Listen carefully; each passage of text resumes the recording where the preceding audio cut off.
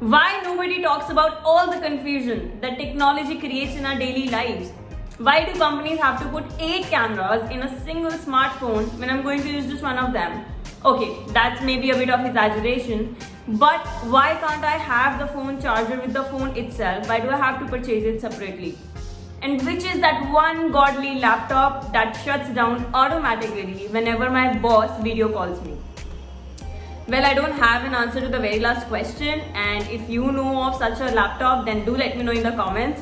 But what I have is other answers to a lot of other questions.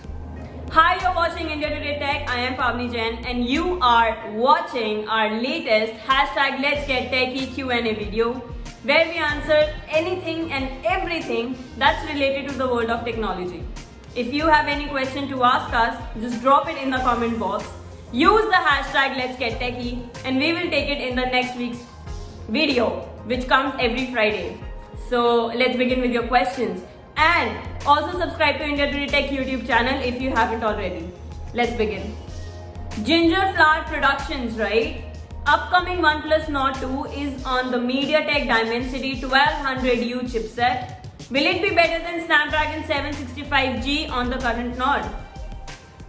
See, OnePlus Nord 2 is expected to arrive in the second half of 2021. Yes, there are multiple speculations going around the features of that smartphone. Leaks also suggest that it will come with a MediaTek Dimensity 1200 chipset. But if that happens, it is going to be the company's first phone to not feature Qualcomm Snapdragon chipset. Now, to answer if the MediaTek Dimensity 1200 chipset will be better than the Snapdragon 765G chipset on the current Nord, then I would say, see, it really looks powerful. The chipset, MediaTek chipset, is made for flagship level system on chip. It comes with faster clock speeds and is based on 6 nanometer manufacturing process.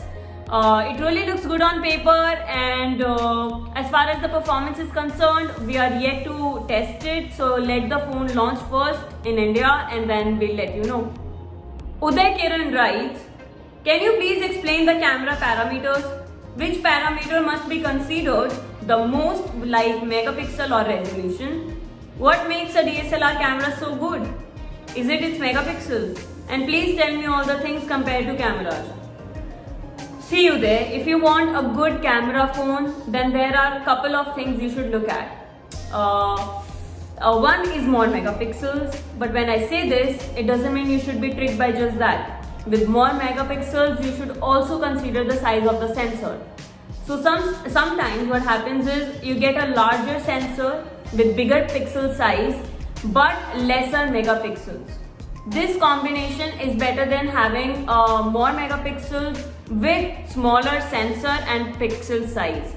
I mean, there is a reason why you get a 12 megapixel camera in an iPhone which produces high quality image than say 64 or 108 megapixel camera phone. As far as DSLRs and mirrorless cameras are concerned, they take and will continue taking better images for the number of factors I just mentioned. The size of the sensor, the pixel size and megapixels in total. As well as there are other things like the size of the aperture, the filters used in the cameras and the resolution.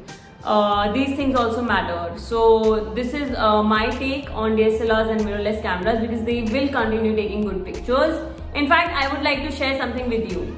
So we have this new podcast on Aaj Tak Radio where I and two of my colleagues Manas Tiwari and Munzir Ahmed talked about smartphone cameras in detail. So I would suggest go and check that episode out. It might be helpful for you. Abhijit Meshram writes, Pavni ma'am, you should do unboxing videos instead of Q&A. Thank you Abhijit, your wish has been partly granted. I will be doing more videos from now on. In fact, I recently did a video on OnePlus 9 series phones. So you should definitely check that out after finishing watching this video. So I'll put the link somewhere here on the screen. You can just click and save it and watch it later after finishing this video. Tejas Komarpant has a question and it says, is it worth buying OnePlus 8 Pro in 2021? after the launch of the OnePlus 9 series, because the OnePlus 9 series has partnered with Hasselblad, which may take the price of the OnePlus 9 series above 60k.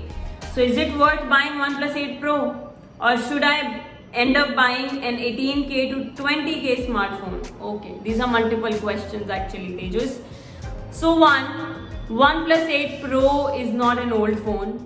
It was, yes, it has been a year since its launch, but it is still a good buy even in 2021. 2.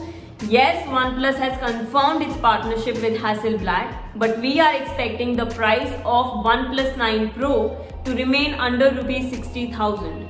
3. If you should buy an 18k to 20k phone or not, that totally depends on your requirement. I have no clue what you are looking for in a new smartphone, so it is difficult for me to suggest if you should go ahead with a mid-range phone or should end up buying a flagship device. Next question. Gogula says, Samsung M12, is it worth the money? M12 sales started yesterday with an introductory price of rupees 10,000, which is pretty impressive. It comes with 6000 mAh battery and 90 Hz refresh rate, but it is not a full HD plus display. It comes with 720p resolution. But the phone comes with 48 megapixel quad camera system at the back and a single front shooter as well. Seems like a decent purchase, but you should also check out Poco M3 and Redmi Note 10 in this price segment. There is one more part to Gogula's question, and it is, what is true 48 megapixel camera? Oh yes, Samsung is calling it true 48 megapixel camera, and in their language it means actually let me read it out for you. True 48 megapixel primary lens with an ISOCELL GM2 sensor delivers high clarity output with 48 million pixels. Let me put it out straight. It is just another 48 megapixel camera only with upgraded ISOCELL GM2 sensor. Actually, there is nothing extra when they say 48 million pixels, because 48 megapixels mean 48 million pixels. So it's just another way to promote their new product. So just don't get influenced by it. Next question. Suzanne M. Pal says, views on Note 10 Plus. The Samsung Galaxy Note 10 Plus was a decent phone for the time. It was launched in August 2019, which means it is already 18 months old. So you shouldn't be considering buying it right now. You can have a look at other phones in a price bracket of rupees 50,000 to 60,000. There will be few phones launching this month as well. So these were the questions for today's episode. If you want to send in your tech related queries, then put it in the comment box. Use the hashtag Let's Get Techie. And do not forget to like this video and share it with your friends on WhatsApp, Twitter DM, Insta DM, LinkedIn. Maybe just put it as your story on Instagram, whatever way you want to do it, but just do it. Also subscribe to India Today Tech if you haven't. I'll see you in the next one.